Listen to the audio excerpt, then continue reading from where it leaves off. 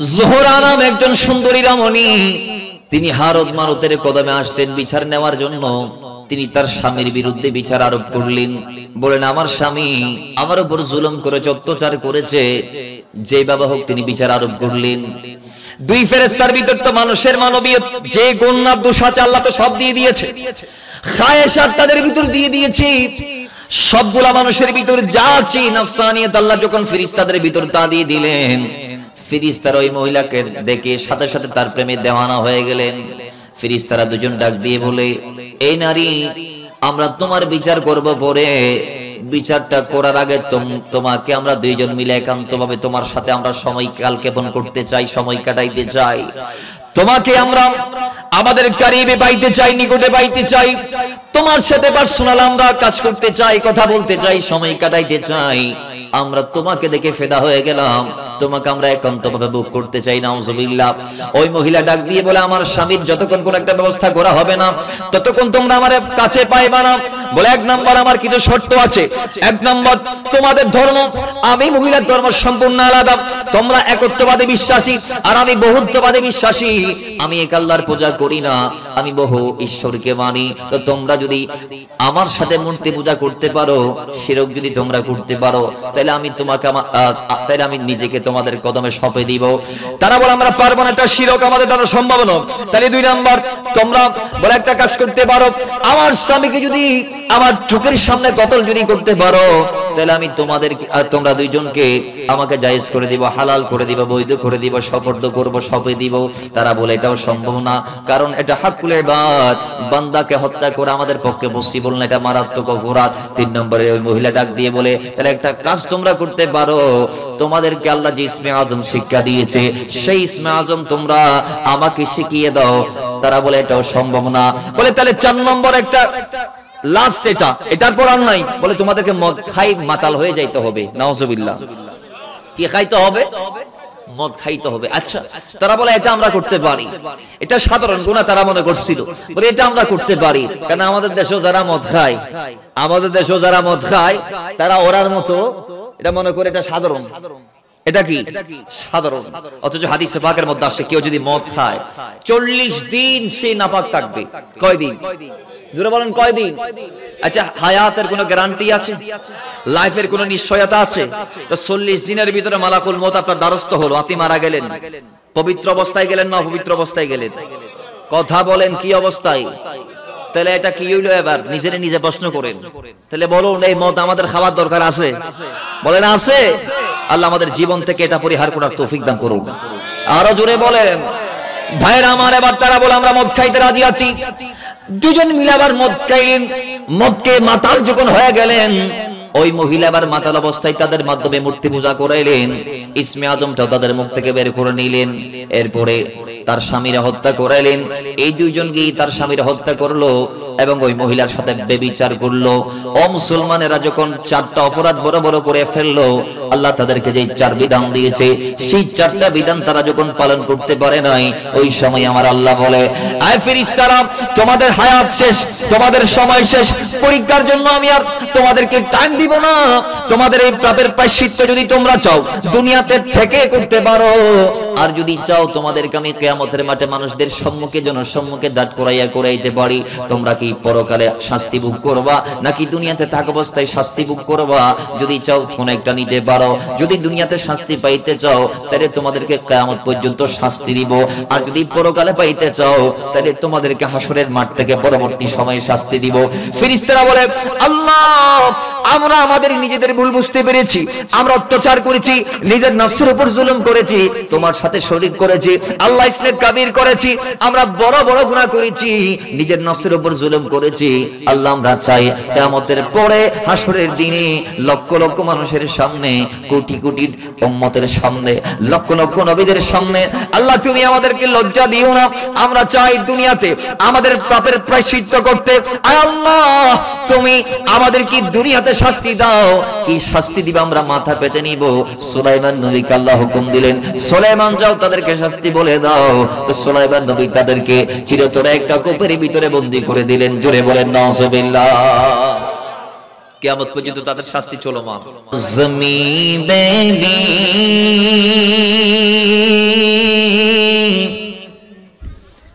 नहीं होती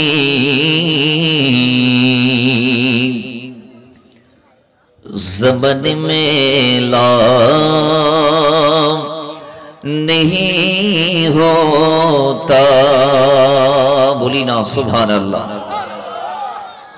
मोहम्मद के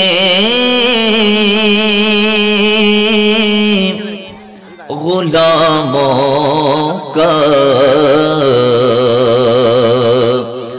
कफन में ला नहीं होता। अबार बोली सुभान अल्लाह, जोड़े जोड़े सुभान अल्लाह।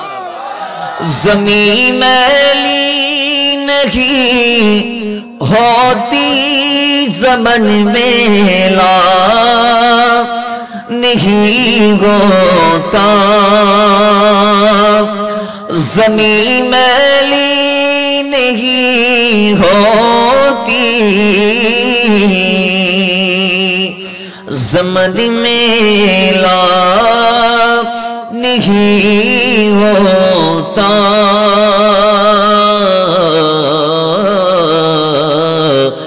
मोहम्मद के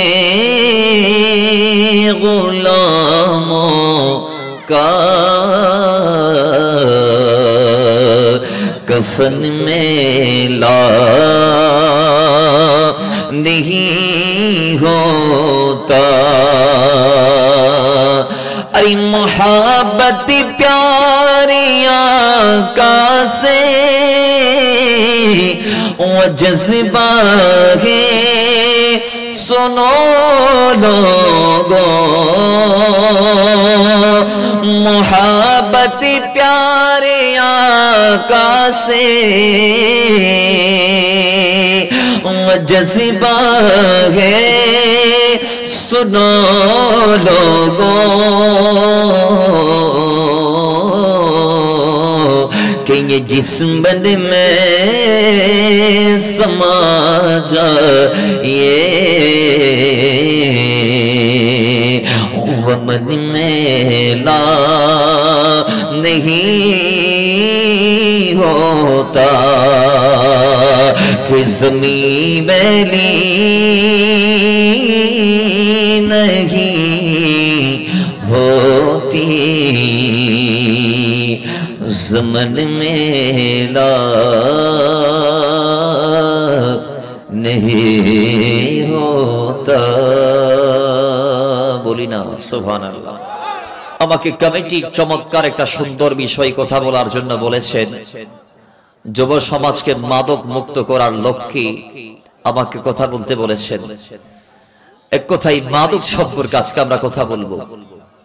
আমরা সবাই জানি আজকের যুব সমাজ আমরা যারা আছি আমাদের ভেতরে অনেক যুবক আজকে এই মাদকের সাথে সরাসরি যুক্ত, কথা বলেন ঠিক কি না? আমরা জানি সমাজে মাদক সম্পর্কে যদি আমি বলতে চাই তাহলে শুধু মদ মাদকের ভিতর সীমাবদ্ধ না, বা মদের ভিতর মাদক সীমাবদ্ধ না। আজকে যদি আপনি দেখবেন কত ধরনের জিনিস বের হয়েছে যেগুলা মানুষকে নেশাগ্রস্ত বানিয়ে ফেলে। যেমন ইয়াবা, গাঁজা, মদ থেকে শুরু করে হেরোইন, কোকেন, ফেন্সিডিল থেকে শুরু করে যা আছে কোথায়। এখন আমাদের দেশে অনেক আছে ছোট ছোট বাচ্চারা রেলবিটে বসে বসে ডেন্ডি খাচ্ছে, কথা বলেন ঠিক কি না? আপনারা দেখবেন প্লাস্টিক খায়, গাম খায়, যে গামগুলো আমরা জুতায় লাগাই সেগুলা তো অ্যালকোহল আছে, সেগুলোর মাধ্যমে তারা নেশাগ্রস্ত হচ্ছে। তাহলে ভাইরা আমার, আজকের সমাজে আপনি দেখবেন যুবক থেকে শুরু করে বৃদ্ধ, ছোট বাচ্চারা পর্যন্ত এটার সাথে এডিক্টেড, সরাসরি জড়িত, কেউ অঙ্গাঙ্গিক ভাবে জড়িত, কেউ একটু দূর থেকে জড়িত। ওতে কেউ প্রত্যেকদিন সেবন করছে, কেউ সপ্তাহে বা কেউ মাসে, কেউ বছরে, কিংবা কেউ পার্টিকে উপলক্ষ করে বিভিন্ন বিয়েতে বড় বড় আমাদের দেশে যারা বড় লোক আছে, যাদের ছেলের বিয়েতে আমরা দেখি বাংলা না বিদেশিটার আয়োজন করা হচ্ছে, কথা বলেন ঠিক কিনা? এটা আবার বাংলাটা খায় না, বলে এটা খাইলে মাথা ধরে, চাইলে একটু দামি বোতল লাগবে। এমনও মদের বোতল আমাদের দেশে আমি গত বছর দেখেছি। বাংলাদেশে মদের ব্যবসায় সবচেয়ে বেশি লাভ হচ্ছে। ভাইরা আমার, আমরা কোন দেশে আছি জানেন? যেই দেশে মদকে ওপেন লাইসেন্স দিয়ে ওপেন বিক্রি করার সুযোগ করে দেয়া হচ্ছে আমার দেশে। আপনি কক্সবাজারে যান, সেখানে লাইসেন্সধারী মদের দোকান আছে। এমন অনেক প্রফেশনাল পেশাদার মদদি আছে আমাদের সমাজে, যাদের কাছে মদের লাইসেন্স আছে। মদের লাইসেন্স, আপনি যদি 1 লিটার মদ নিয়ে যদি রাস্তা দিয়ে যান বা মদের যদি ড্রাম নিয়ে যান, আপনাকে পুলিশ ধরবে। কিন্তু বড় লোক যারা আছে ভিভিআইপি, তাদের গাড়ির ব্যাগডালাতে আপনি বস্তার পর বস্তা মদ পাবেন, তাও একটা বোতলের দাম লাখের উপরে, 50,000-এর উপরে, হাজার হাজার টাকা দিয়ে, যেগুলা বিদেশ থেকে আনা হচ্ছে বাংলাদেশে, যেগুলার লাইসেন্স নাই। এরপর এদেরকে ধরতে পারছেন না পুলিশ, দেখার পর সেলুট দিয়ে ছেড়ে দিচ্ছে, কারণ এদের কাছে মদের লাইসেন্স আছে। কথা বলেন কি আছে? আছে মদের লাইসেন্স। তো আজকের সমাজটা এইভাবে দিন দিন খারাপের দিকে যাচ্ছে। আমরা যারা সমাজপতি আছি বা সমাজওয়ালা আছি, আমরা যারা সমাজের সাথে সংশ্লিষ্ট বা জড়িত আছি, সোশ্যাল ভাবে আমরা যারা সংশ্লিষ্ট আছি, আজকে আমরা একজন আরেকজনকে দেখে দেখে দিন দিন অধপতনের দিকে যাচ্ছি। মাও তাদের সন্তানদেরকে বলে যে অমুকের মতো হতে পারস না, এর মতো হতে পারস না, এর মতো টাকা কামাইতে পারস না, এর আপ তুই ফলো করতে পারস না। দেখা যায় আমাদের সমাজটা দিন দিন এইভাবে হাঁটছে। অথচ আমরা যদি একটু ওল্ড হিস্ট্রিতে যাই, এই দেশ ওয়ালি আল্লাহর দেশ। আজ থেকে 100 বছর আগে এই দেশে মদ যদিও বা বিক্রি করা হতো, কিন্তু পর্দার ভেতর যাতে কেউ না জানে, ঘরের ভিতরে চুপি সারে বানিয়ে মেক করে সেটাকে চুপি সারে গোপনে গোপনে বিক্রি করা হতো। কথা বলেন ঠিক কি না? কিন্তু আজকে হয়েছে এমন একটা পরিস্থিতি, যে সমাজে আজকে মদ হয়ে গিয়েছে ওপেন। রাসূলুল্লাহ বলেছিল এক সময় আমাদেরকে, 1500 বছর আগে নবীর সাহাবীদেরকে নবী এলান দিয়েছে, উম্মত এমন একটা সময় আসবে যে সময় আমার উম্মতরা হারামকে হালাল মনে করবে, নাজায়েজ কাজটাকে জায়েজ মনে করবে। কথা বলেন ঠিক কিনা? আজকে আমাদের বিয়ে শাদীতে যে আমরা যে কোমল পানির নামে যেগুলা খাচ্ছি, এগুলা হালাল না হারাম? বলেন বলেন, হালাল না হারাম? বলে এগুলা সংস্কৃতি, এগুলা নাকি এদের ভালো লাগা। ভাইরা আমার, মদ ছাড়া কি আপনার আনন্দকে ভাগাভাগি করা যায় না? বলেন বলেন বলেন, যায় না? শুধু কি আনন্দ মদ খাই মাতলামি কোরআন না? আমি বুঝি না। অথচ আমাদেরকে জানতে হবে আমরা হচ্ছে মুসলমান। আমরা মন যেভাবে চাই সেইভাবে চলতে পারি না, করতে পারি না। আমি ক্যামেরাম্যানকে বলবো, আঙ্কেল আপনি এদের দিকে ক্যামেরাটা ফিরাইবেন না, সোজাসুজি আমার বরাবর। ছোট বাচ্চারা মনোযোগ হারিয়ে ফেলছে, ডাইরেক্ট আপনি স্ট্রিট ফরওয়ার্ড করে দেন, সেটাকে ঘোরানোর দরকার নাই। তা আমি বলবো, আমাদের সমাজে আজকে এমন একটা অবস্থা হয়ে গিয়েছে, এই মাদকের সাথে সবাই জড়িত। যুবক অবস্থায় যুবকরা যেই সময়টা তারা আল্লাহ আল্লাহ রাসূলকে দিয়ে ওয়ালি আল্লাহর লিস্টিতে তাদের নামটা তোলার কথা, সেই সময়ে যখন আমার দেশের যুবকরা মাদকের সাথে জড়িত হয়ে যাচ্ছে, সেই যুবকের ভবিষ্যৎ জীবনটা ভয়াবহ অন্ধকার হয়ে যাচ্ছে। কথা বলেন ঠিক না? আজকে আমরা সেই ব্যাপারগুলো নিয়ে কথা বলবো। আসুন, কোরআন আমাদেরকে কি ইলান দেয়, কোরআন আমাদেরকে কি ফয়সালা দিচ্ছে। আমরা সবাই জানি আল্লাহর হাবিব যখন ইসলাম নিয়ে জমিনে কদম দিলেন, রাসূল যখন ইসলাম নিয়ে দুনিয়াতে আসলেন, আল্লাহর নবী যখন ইসলামের ব্যানার থেকে খেদমত শুরু করলেন, মাওলা ওমরের একটা মনসা ছিল। জাহেলি যুগে যদিও বা মাওলা ওমর মদ সেবন করত, পান করত, কিন্তু ইসলামে আসার পর মাওলা ওমরের মন চাইতো, মন তাকে বলতো যে হে ওমর, মুসলমানদের জন্য কি মদটাকে হারাম করা যায় না? সুবহানাল্লাহ। এবং তিনি এই কথাটা রাসূলুল্লাহর দরবারে গিয়ে বারংবার বলেছে, রাসূল মদটা আমাদের জন্য একটু হারাম করা হোক, এটা আমি চাই, মদটাকে আমাদের জন্য একেবারে বন্ধ করে দেয়া হোক। ভাইরা আমার, মাওলা ওমর রাদিয়াল্লাহু তাআলা সেজন্য বারবার রাসূলুল্লাহর দামানে গিয়ে তিনি বারংবার আমার নবীর কদমে গিয়ে বলেছি, ইয়া রাসূলুল্লাহ আল্লাহর দরবারে ফরিয়াদ করুন, আল্লাহ যেন আমাদের জন্য মদটাকে হারাম করে দেয়।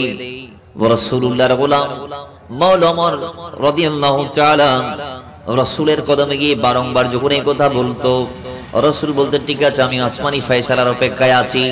আল্লাহ বলে জিবরাইল যাও, আমি আল্লাহ প্রথম স্টেপ মদের জন্য পাঠালাম। সূরা বাকারার 219 নং আয়াত, তুমি আমার হাবিবের কদমে নিয়ে যাও। আল্লাহ ডাক দিয়ে বললেন, ইয়া রাসূলুল্লাহ, তারা আপনার কাছে মদ সম্পর্কে জানতে চাই। ইয়াসআলুনাকা আনিল হামরি ওয়াল মাইসির, ইয়া রাসূলুল্লাহ, তারা আপনার কাছে মদ জুয়া সম্পর্কে জানতে চাই। বলে আপনি বলুন ফিহিমা ইসমুন কাবীরুন, এটা মহাপাপ। এটা কি রাসূল আপনার কাছে তারা মদ আর জুয়া সম্পর্কে জানতে চায়, আপনি বলুন এটা মহাপাপ। হ্যাঁ, তবে ওয়া মানাফিউ লিন-নাস, এতে মানুষের কিছু উপকারও আছে। মদে মানুষের কি আছে? এটা প্রথম স্টেপ। ইসলামের বিধানগুলো কত সহজ আর সুন্দর দেখেন। আল্লাহ যদি ডাইরেক্ট বলতো মদ হারাম, তাহলে যারা অঙ্গাঙ্গিক ভাবে মদের সাথে জড়িত এরা পারতো না। যেহেতু ইসলামের প্রথম যুগে যখন মূর্তি পূজা সাহাবায়ে কেরাম ওল্ডে আগে করেছে, তাদেরকে যখন প্রথম নামাজ দেয়া হয়েছে তখন তারা নামাজে দাঁড়াইতো, বগল নিচে মূর্তিও রাখতো। নামাজেও দাঁড়াইতে বগল নিচে কি নিয়ে? মূর্তি নিয়ে। এখন মূর্তি যখন নিয়ে দাঁড়ালেন, আল্লাহর হাবিব যখন এটা আজ করতে পারলেন, রাসূল তখন রাফিউল ইয়াদাইন করলেন। নামাজে বারবার কি করলেন? হাত উত্তোলন করলেন। পরবর্তীতে সাহাবায়ে কেরামদের ঈমান, আকীদা, আমল যখন মুকাম্মাল হয়েছে, তারা যখন পূর্ণ ঈমানের মালিক বনে গেল, আল্লাহ বলে খবরদার ওয়াকুমু লিল্লাহি কানিতিন, আপনারা নামাজে দৃঢ়স্থিরভাবে দাঁড়াবেন। জোরে বলেন সুবহানাল্লাহ। সেদিনের পর থেকে রাসূলুল্লাহ আর রাফিউল ইয়াদাইন করে নাই। সেদিনের পর থেকে রাসূলুল্লাহ রাফিউল ইয়াদাইন করে নাই। তো এবার আসুন ভাইরা আমার, রাসূলের জন্য আল্লাহর ফয়সালার অপেক্ষায় ছিলেন। তো দেখা গিয়েছে আল্লাহ প্রথম স্টেপ এইভাবে বলেছেন যে আপনারা ইয়া রাসূলুল্লাহ, আপনি তাদেরকে বলুন যারা আপনাকে মদ আর জুয়া সম্পর্কে জিজ্ঞেস করে বা আপনার থেকে জানতে চায়, তাদেরকে বলুন ফিহিমা ইসমুন কাবীরুন, ইয়া রাসূলুল্লাহ, এই মদের ভিতরে আমি আল্লাহ মানুষের জন্য উপকার রেখেছি, ঠিক আছে, কিন্তু এটা মহাপাপ। হ্যাঁ, ওয়া মানাফিউ লিন-নাসি, এই মদের ভিতরে মানুষের জন্য হালকা উপকার আছে, কিন্তু সর্বোপরি ওয়া ইন্নাহুমা আকবারুন মিন নাফিহিমা, আল্লাহ পাক ডাক দিয়ে বলে ইয়া রাসূলুল্লাহ, মদে উপকার থাকলেও এটা মহাপাপ। ইয়া রাসূলুল্লাহ, আপনি বলে দিন এই মদে যতটা উপকার আছে তার চেয়ে ক্ষতি বেশি আছে, অপকার বেশি আছে। জোরে বলেন না নাউজুবিল্লাহ। তাহলে এটা ছিল প্রথম স্টেপ, সূরা বাকারার 219 নং আয়াত। আল্লাহ বলে এতে মানুষের হালকা লাভ আছে, কিন্তু এটা মহাপাপ। হ্যাঁ, সর্বোপরি সব মিলিয়ে এটাতে লাভের চেয়ে লস বেশি, কল্যাণের চেয়ে অকল্যাণ বেশি। প্রথম স্টেপ। এবার দ্বিতীয় স্টেপ আল্লাহ কিছুদিন পরে নাজিল করলেন। কেন? কারণ কিছু সাহাবী তারা মদ খেয়ে ইশারের নামাজ যখন আদায় করলো একজন সাহাবীর গড়ে, আমি নাম বলছি না, যাই হোক, ইশারের নামাজ পড়তে গিয়ে কুল ইয়া আইয়ুহাল কাফিরুন তারা দুই জায়গায় ভুল করে ফেলেছে। এখন ভুল যখন হয়ে গিয়েছে সাহাবায়ে কেরাম কর্তৃক, তো আল্লাহ তখন সাথে সাথে ইলান দিলেন, আমাদের জন্য আয়াত পাঠালেন। সূরা বাকারা, সূরা নিসার 43 নং আয়াত। আল্লাহ পাক ডাক দিয়ে বলে ইয়া আইয়ুহাল্লাযীনা আমানু লা তাকরাবুস সালাতা ওয়া আনতুম সুকারা। চিৎকার মেরে পড়েন না সুবহানাল্লাহ। আল্লাহ দ্বিতীয় স্টেপে আমাদেরকে ইলান দিলেন, খবরদার ঈমানদাররা, নামাজে যাওয়ার আগে তোমরা মদের দ্বারস্থ হতে পারো না, মদ কি নামাজে দাঁড়াইতে পারো না। একটু জোরে বলেন না সুবহানাল্লাহ। তাহলে এটা কোন স্টেপ? দ্বিতীয় স্টেপ। বলেন এটা কোন স্টেপ? দ্বিতীয় স্টেপ। নামাজের আগে মদ খাওয়া যাবে না। প্রথমে বলা হয়েছে এটাতে লাভের চেয়ে ক্ষতি বেশি, এটা পাপ, কিন্তু লাভের চেয়ে লস বেশি। উপকারও আছে, অপকারও আছে, তবে উপকারের চেয়ে অপকারটা বেশি, কল্যাণের চেয়ে অকল্যাণটা বেশি, লাভের চেয়ে ক্ষতিটা বেশি।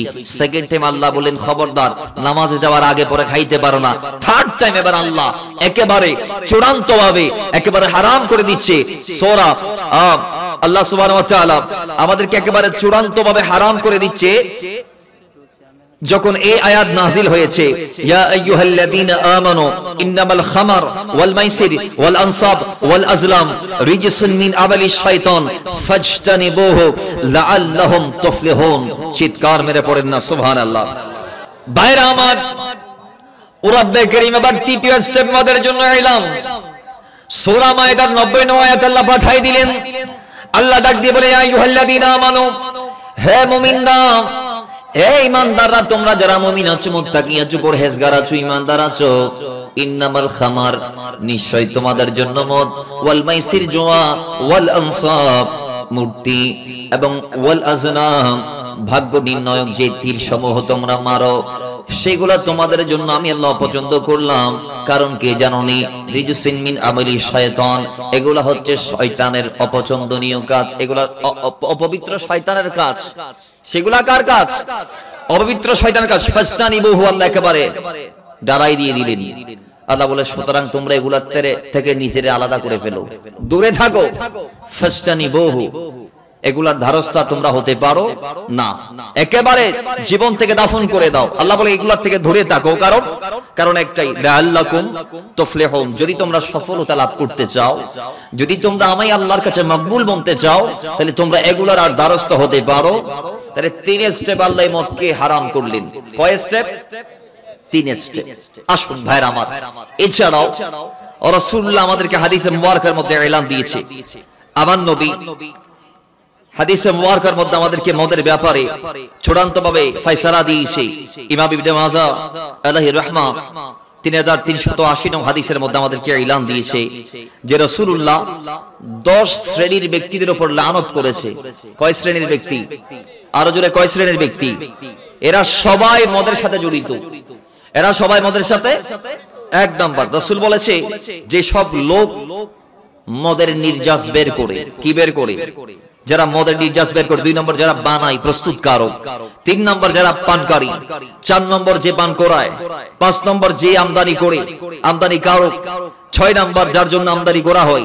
7 নম্বর, যিনি বিক্রি করে। 8 নং, যিনি ক্রয় করে। 9 নং, যিনি সরবরাহ মজুদ রাখে। 10 নং, যারা এর লাভ ভোগ করে। জোরে বলেন নাউজুবিল্লাহ। আরো জোরে বলেন, মুহাব্বতের আওয়াজে বলেন। তাহলে আমরা যদি নবীজির লানত থেকে নিজেকে বাঁচাইতে চাই, তাহলে এই মদ থেকে আমাদেরকে নিজেকে সেফ রাখতে হবে। হবে কি হবে না? জোরে বলেন, হবে কি হবে না? আচ্ছা বলুন, আমরা কি রাসূলুল্লাহর শাফাআত ছাড়া ফুলসিরাত পার হতে পারবো? জান্নাত পাইতে পারবো? জান্নাতে যাইতে পারবো? জাহান্নাম থেকে বাঁচতে পারবো? নবী ছাড়া কি কবরের সওয়ালের জবাব দেওয়া সম্ভব? তাহলে নবী আমাদের লাগবে কি লাগবে না? জোরে লাগবে কি লাগবে না? রাসূল যদি আমাদের লাগে, নবীকে যদি আমাদের লাগে, তাহলে আমার নবী যা আমাদেরকে নিষেধ করেছেন তা আমাদেরকে বাদ দিতে হবে। কারণ কোরআন বলছে, মা আতাকুম রাসূল, নবী যা দিয়েছেন ফাখুযু, ধরে নাও, ওয়া মা নাহাকুম আনহু ফান্তাহু, আর নবী যা নিষেধ করেছেন তা জীবন থেকে চিরতরে পরিহার করো। জোরে বলেন সুবহানাল্লাহ। কারণ এটার নাম ঈমান, এটার নাম ইসলাম। আমি যদি ঈমান এবং ইসলাম দাবি করি, মুসলমান হিসেবে যদি আপনি যদি দাবি করে থাকি, বা আপনি যদি আমরা বলি আমরা মুসলমান, আমাদের কাছে ঈমান আছে, তাহলে আমাদেরকে আল্লাহ রাসূলের গণ্ডির ভিতর থাকতে হবে। নবী যা আমাদেরকে বলেছেন তা করতে হবে, যা নিষেধ করেছেন জীবন থেকে আমাদেরকে দাফন করতে হবে। কথা বলেন ঠিক কি না? আরো জোরে ঠিক কি না? তাহলে আল্লাহ আমাদেরকে মানার তৌফিক দান করুন। এই মদ কত বড় মারাত্মক ব্যাধি, যে মদ খাইলে হাদিসে মুবারকার মাধ্যমে আমরা জানতে পারি আমাদের মস্তিষ্ক বা আমাদের অস্তিত্ব সবগুলা বিলীন হয়ে যায়, কিচ্ছু আর ঠিক থাকে না। কেমন ঠিক থাকে না? এই ব্যাপারে আমরা হযরতে মুফতি আহমদ ইয়ার খান নাঈমি রাহমাতুল্লাহ আলাইহি জগৎ শ্রেষ্ঠ তাফসীরে নাঈমির প্রথম খণ্ডের 563 পৃষ্ঠার একটি ওয়াকি আমরা বলতে পারি, যেটা কোরআন কর্তৃক ঘোষিত। সুবহানাল্লাহ পড়েন। হযরতে মুজাহিদ রাদিয়াল্লাহু তাআলা বলছেন, নবী ইদ্রিস আলাইহিস সালাতু ওয়াস সালামের আমলে মানুষ যখন সবচেয়ে বেশি খারাপ হয়ে গিয়েছে, অনেক বর্ণনার মধ্যে আসছে এটা নবী সুলাইমান আলাইহিস সালাতু ওয়াস সালামের আমলের ঘটনা। সুবহানাল্লাহ পড়েন। কিন্তু হযরতে মুজাহিদ রাদিয়াল্লাহু তাআলা বলছেন এটা নবী ইদ্রিস আলাইহিস সালাতু ওয়াস সালামের আমলের ঘটনা। সুবহানাল্লাহ পড়েন। বলে তার সময়ে মানুষ এত বেশি খারাপ হয়ে গিয়েছে, মানুষ এক পর্যায়ে এমন ভাবে অত্যাচার, অনাচার, জমিনি জুলুম, ব্যভিচার, জিনা বাড়িয়ে দিয়েছে যা বলার বাইরে। মানুষ এত দুর্দর্শ হয়ে গিয়েছে, একজন আরেকজনের বিরুদ্ধে জাদুটনা শুরু করে দিয়েছে। কি? এটা বর্তমানে চলে না চলে না? জোরে বলে না, চলে কি চলে না? চলে। একটু এদিক ওদিক হইলেই জাদু করি দেই। কালো জাদু আছে না নাই? কথা বলেন না, আছে না নাই?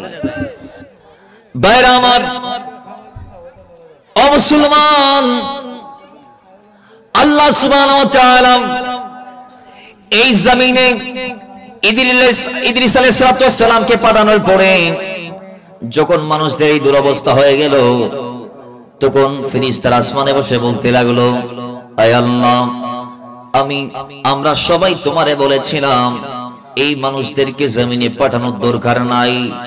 আল্লাহরা ওই জিনদের মতো দুনিয়াতে গিয়ে মারামারি করবে, রক্তপাত করবে, অত্যাচার করবে, অনাচার করবে, তারা এক ভাই হয়ে আরেক ভাইকে মারবে, জমিনের পবিত্রতা হানি করবে। এজন্য আমরা বলেছিলাম, আল্লাহ, আমরা আছি তোমার ইবাদতের জন্য, আমরা আছি তোমার গোলামের জন্য। এমন কোন সম্প্রদায়কে পাঠানোর দরকার নাই যারা জমিনের মধ্যে গিয়ে তোমার আদেশ মানতে পারবে না, যারা অত্যাচার করবে, রক্তপাত করবে, মারামারি করবে, অনাচার করবে, জুলুম করবে। আল্লাহ, অমনি মাওলা, তুমি এদেরকে কেন পাঠাইলা? ওই যে আমরা বলেছিলাম, আজকে সেটার সত্যায়ন হতে যাচ্ছে। আল্লাহ পাক ডাক দিয়ে বলে, এই ফেরেশতারা, তোরা তোদের দাবির উপর অনড় আছিস, ঠিক আছে, কিন্তু তোদের বোধই জানা নাই, তোদের ভিতর যদি আমি শাহওয়াত দিতাম, তোদের ভিতর যদি আমি রাগ দিতাম, ক্রোধ দিতাম, শাহওয়াত দিতাম, আমি যদি তোদের ভিতর লোভ লালসা সবগুলা দিয়ে দিতাম, তাহলে তোরাও মানুষের চেয়ে খারাপ হয়ে যাইতি। কারণ মানুষদের ভিতর যে গুনার বদগুণ আছে সেগুলা তোদের ভিতর নাই, বিদায় তোরা এখনো সেই বাঁচোস। কিন্তু মানুষের ভিতর যা দিয়েছি তা যদি আমি তোদের ভিতর প্রবেশ করাই দিতাম বা সেটআপ করাই দিতাম, তাহলে তোরাও মানুষের মতো জঘন্য হয়ে যাইতি। জোরে বলেন নাউজুবিল্লাহ। ফেরেশতারা যখন বলে, আল্লাহ, আমরা তো বলছিলাম এদেরকে না পাঠাইতে, দেখো এরা কি করে, এরা ভাই হয়ে ভাইরে মারে, সন্তান হয়ে বাবারে মারে, বাবা হয়ে সন্তানের হক নষ্ট করে, স্বামী হয়ে স্ত্রীর হক নষ্ট করে। আল্লাহ, আমরা তো বলেছিলাম এদেরকে না বানাইতে, দেখো মনিবের এখন কি করছে, কি করছে, কি করছে। তখন আল্লাহ বলে, আরে মানুষদের ভিতর আমি যা দিয়েছি তা যদি তোদের ভিতর দিতাম, তোরাও এরকম কাজ করতি। তাই আল্লাহ বলে এটা, ফেরেশতারা বলে অন্য একটা। তখন আল্লাহর ফেরেশতাদের মাধ্যমে আল্লাহ এবং ফেরেশতাদের মধ্যে একটা এগ্রিমেন্ট হয়েছে। আল্লাহ বলে, এই ফেরেশতারা ঠিক আছে, আমি তোদেরকে পরীক্ষা করব, তোদের ফেরেশতাদের ভিতর সবচেয়ে বুজুর্গ কে, তারা আমার মুখোমুখি কর, তারা আমার দ্বারস্থ কর, আমি তার ভিতর, মানুষের ভিতর যে গুণ আছে তা দিব, তাকে দুনিয়াতে পাঠাবো, দেখি সে নিজের কতক্ষণ সেভ রাখতে পারে। জোরে বলেন না সুবহানাল্লাহ। এখন এটা বলতে দেরি, ফেরেশতারা দুজনকে সেটআপ করলেন, একজন হারুত আর একজন মারুত। একজন হারুত বলে, আমাদের ভিতর সবচেয়ে বুজুর্গ এরা দুইজন। এখন এদেরকে সেটআপ করলেন। আল্লাহ বলে, যাও, আমি তোমাদেরকে দিলাম। হ্যাঁ, হে ফেরেশতারা, আমি আল্লাহ নিজে তোমাদের সাথে এখন বলতেছি, কথা শোনো। দুনিয়াতে যে মানুষগুলার আমি পাঠাইছি, এদেরকে আমি আমার বিধানগুলা দিয়েছি, হোক নবীদের মাধ্যমে অথবা কিতাবের মাধ্যমে। কেউ কেউ নবীর দেখা পেয়েছে, কেউ কেউ কিতাবের দেখা পেয়েছে, কেউ নবীর দেখা পায় নাই, কিতাব পেয়েছে, আবার কেউ কিতাব পেয়েছে, নবীকেও পেয়েছে। তাহলে কিতাব এবং নবীর মাধ্যমে আমি তাদেরকে এলান দিয়েছি, তোমরা শিরক করবা না, আমি আল্লাহর সাথে কাউকে শরীক করবা না, তোমরা নারীদেরকে নিজেদের জন্য ভোগবিলাসের পণ্য সামগ্রী বানাইবা না, এবং তোমরা মদের দ্বারস্থ হবা না, আমি আল্লাহর সাথে কাউরে শরীক করবা না। এগুলো আমি মানুষদেরকে নবীদের মুখ দিয়ে বলিয়েছি বা আমার কিতাবের মাধ্যমে বলিয়েছি, কিন্তু আমি আল্লাহ তোমরা দুইজনের নিজের মুখে বলতেছি, নিজে বলতেছি, তোমরা এই কাজগুলা করবে না। এক নম্বর, তোমরা আমার সাথে কাউরে শরীক করতে পারবে না।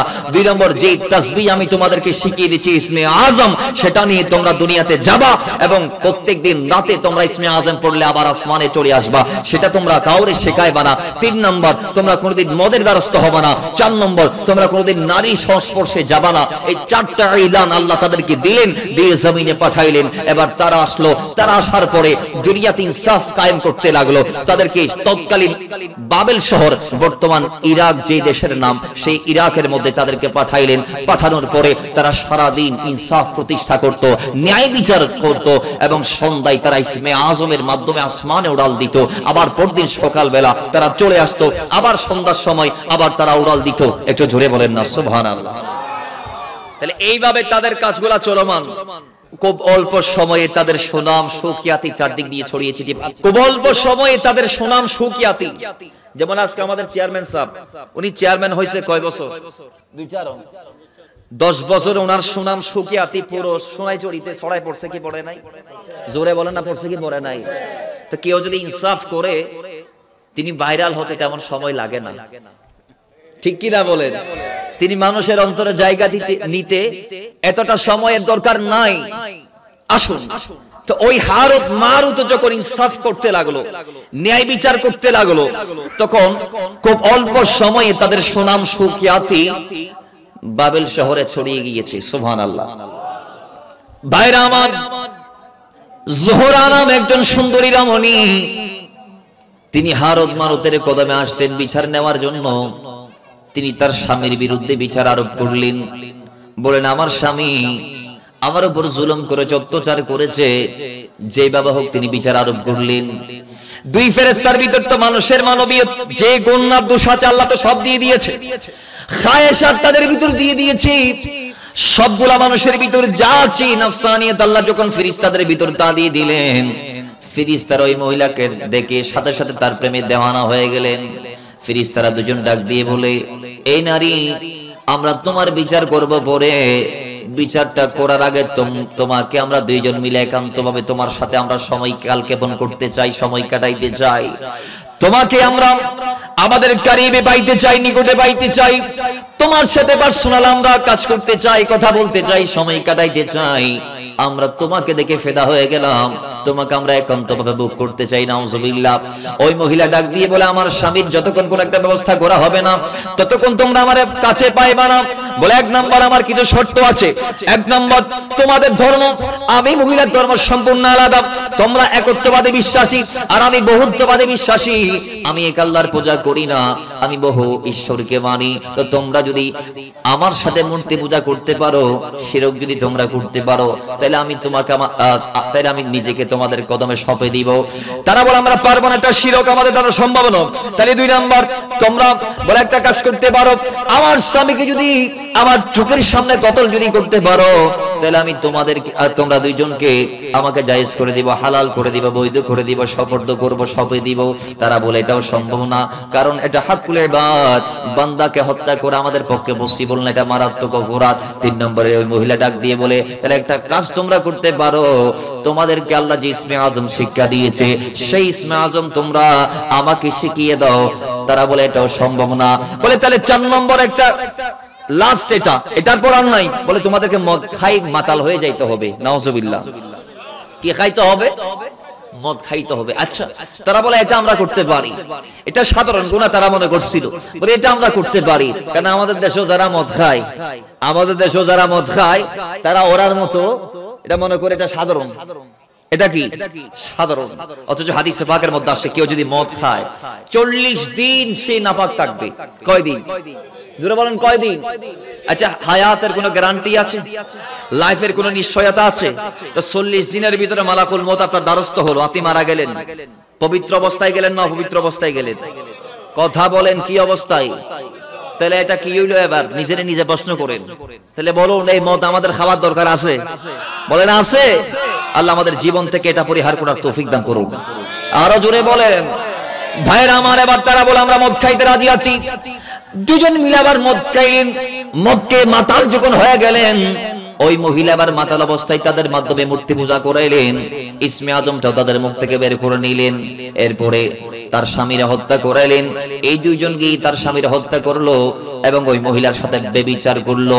ও মুসলমানেরা যখন 4টা অপরাধ বড় বড় করে ফেললো, আল্লাহ তাদেরকে যে 4 বিধান দিয়েছে, সেই 4টা বিধান তারা যখন পালন করতে পারে নাই, ওই সময় আমার আল্লাহ বলে, আয় ফেরেশতারা, তোমাদের হায়াত শেষ, তোমাদের সময় শেষ, পরীক্ষার জন্য আমি আর তোমাদেরকে টাইম দিব না।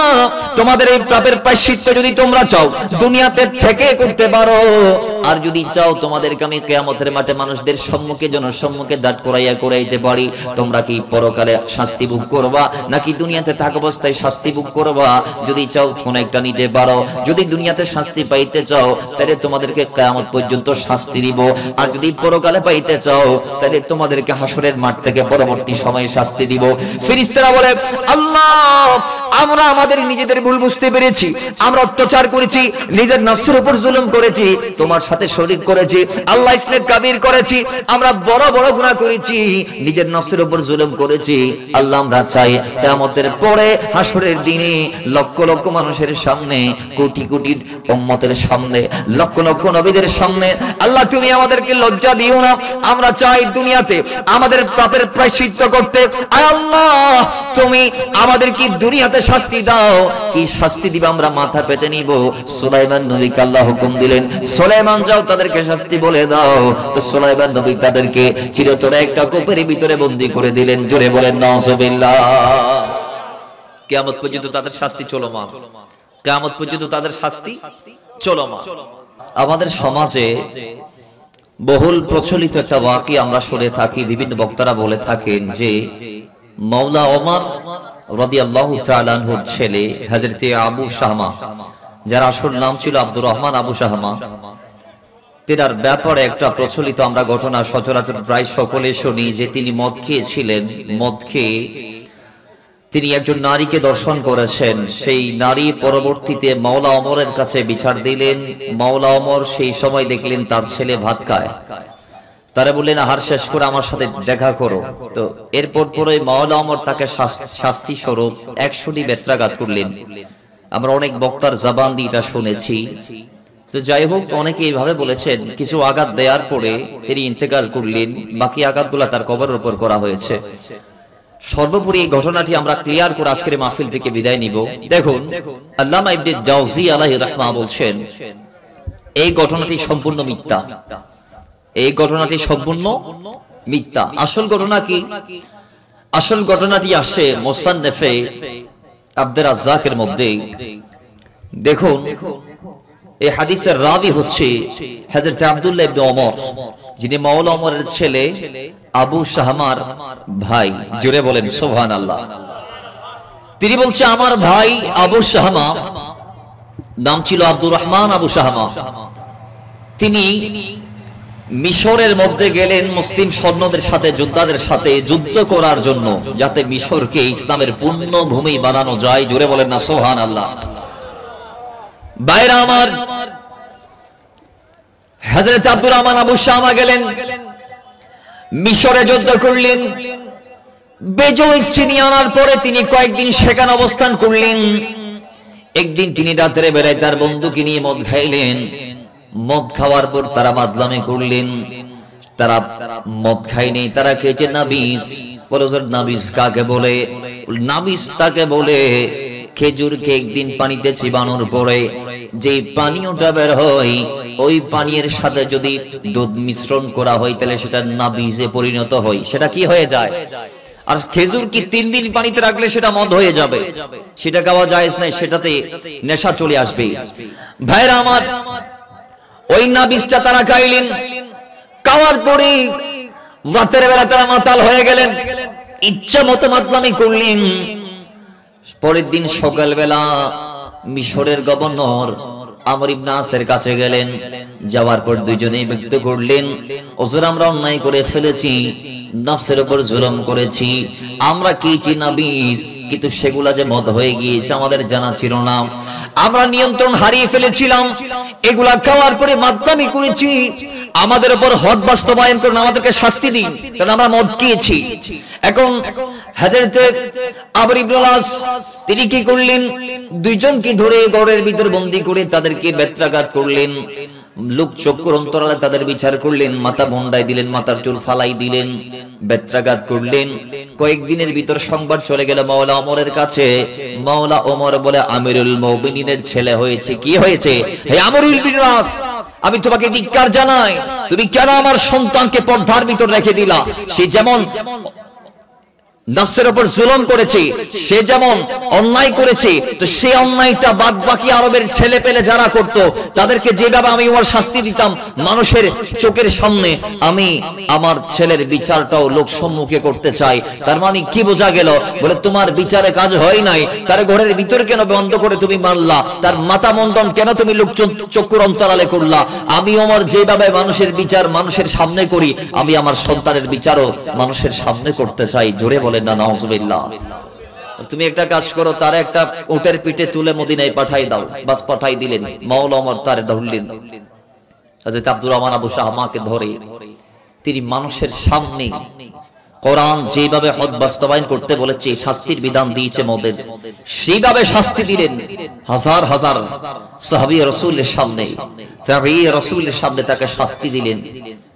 মুসান্নাফ ইবনে আব্দুর রাজ্জাকের মধ্যে আসে, মুসান্নাফ আব্দুর রাজ্জাকের মধ্যে আসে, সেই শাস্তি দেওয়ার এক সপ্তাহ কিংবা এক মাসের মাথায় হযরতে আবু শাহমা জমিন থেকে বিদায় নিয়ে, জমিন থেকে ওয়াফাত করে একেবারে আমাদের লোকচক্ষুর অন্তরালে চলে গেলেন, পর্দা করলেন, আমাদের মাঝখান থেকে বিদায় নিলেন। পড়ি ইন্না লিল্লাহি ওয়া ইন্না ইলাইহি রাজিউন। তো বোঝা গিয়েছে এই ঘটনার থেকে মত এটা এমন একটা মারাত্মক ভয়াবহ অপরাধ, যেই মত জমিনে যদি সেটার বিচার না হয়, তাহলে কিয়ামতের মাঠে সেটার বিচার হবে আরো মারাত্মক ভয়াবহ, যেটা রাসূলুল্লাহর হাদিস আমরা জানতে পেরেছি।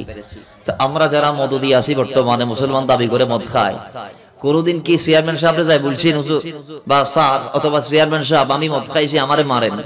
জীবনে কোনো মদদি বলতে শুনছেন এটা? তো এদের বিচারগুলো জমা হচ্ছে কি হচ্ছে না? কথা বলেন না, হচ্ছে কি হচ্ছে না?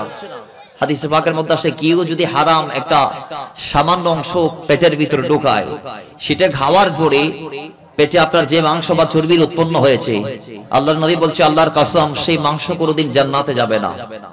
হারাম খাবার খেয়ে পেটে যেই চর্বি বা মাংস আপনি উৎপন্ন করলেন, আল্লাহ নবী আল্লাহর নামের শপথ দিয়ে বলছে সেই মাংস বা সেই চর্বি কোনোদিন জান্নাতের সুগ্রাণ পাবে না, প্রবেশের সুযোগ পাবে না। তা বলুন, আপনার শরীরের একটা পার্ট যদি জান্নাত না পাই বা তার জন্য যদি জান্নাত হারাম হয়, বাকি অংশগুলা হালাল দিয়ে পরিপূর্ণ করলেন, সেগুলা কি আর জান্নাত পাবে? মানুষকে কি কেটে পিস পিস করে জাহান্নামে আরেক দেশ জান্নাতে এরকম ফাটানোর সিস্টেম আসেনি? নাই। সুতরাং আমাদেরকে আল্লাহ বুঝার তৌফিক দান করুক। মদ যারা আমরা সেবন করি, আল্লাহ আমাদেরকে মদ থেকে রুজু ফিরে আসার তৌফিক দান করুক, আমিন। আমরা চাইলে রাসূলুল্লাহর দয়া যে তরিকা, সেই তরিকা মেনে চলতে পারি। আমরা চাইলে নবীজি যে সমাজ বিনির্মাণ করতে চেয়েছিলেন, সেই সমাজ বিনির্মাণ করতে পারি ইনশাআল্লাহ আজ্জা ওয়া জাল্লা। আমরা জানি হযরত মালিক দিনার যুগশ্রেষ্ঠ আল্লাহর ওলি হয়েছেন। প্রথমে মদদি ছিলেন, পরবর্তীতে মদ তরক করে তওবা করলেন দামি একটা বরকতময় রাতে। সেই রাতে তাকে আল্লাহ পাক ওলি আল্লাহর মাকামাত দান করেছে। আমরা চাইলে জীবনকে পরিবর্তন করতে পারি। জীবন পরিবর্তনের জন্য আমাদের মন মানসিকতাকে পরিবর্তন করা দরকার। ভাইরা আমার, রব্বে করিম আমাদের সকলকে রাসূলুল্লাহর দামানে গোলাম হিসেবে, ওয়াফাদার উম্মত হিসেবে কবুল আর মঞ্জুর করুন, আমিন। ওয়া আখির দাওয়ানা আলহামদুলিল্লাহি রাব্বিল আলামিন। আসসালামু আলাইকুম ওয়া রাহমাতুল্লাহি তাআলা ওয়া বারাকাতুহু।